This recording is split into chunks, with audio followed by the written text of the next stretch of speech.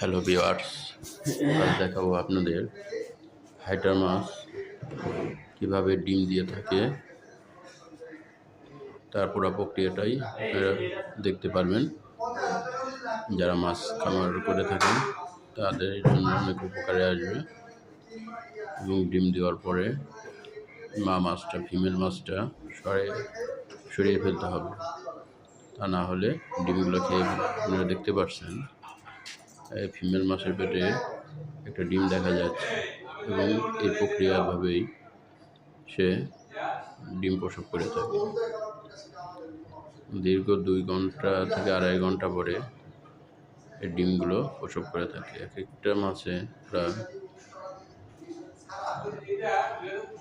30-35 up ডিম দিয়ে থাকে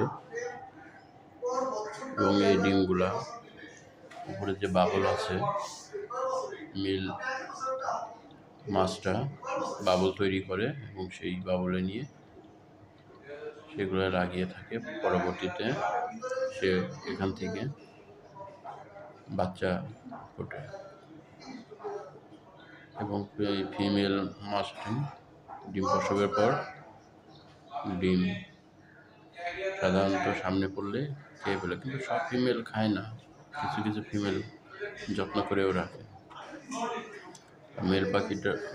মেল মাছটা পুরাটাই তার নিয়ন্ত্রণে রাখে এবং ফিমেল মাছটারে প্রয়োজনে আঘাত করে। আপনারা দেখতে পাচ্ছেন ফিমেল মাছটা পেটে এখনো ডিম দেখা যাচ্ছে, ওই সাদা ছোট্ট।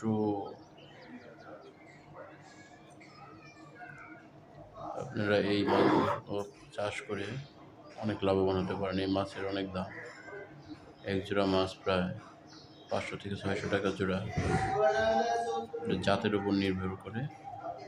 আমি 2টা মাছ দিচ্ছি, 2 জাতের। এখান থেকে বাচ্চা উৎপাদন করার জন্য চেষ্টা করতেছি যে এখান থেকে এই ক্রসে কি ধরনের বাচ্চা আসতে পারে।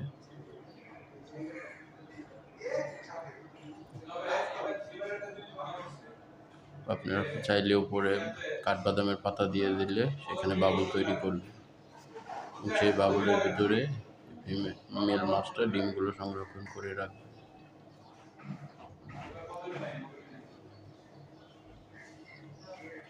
তারপর 15 থেকে 20 দিন পর বাচ্চাগুলো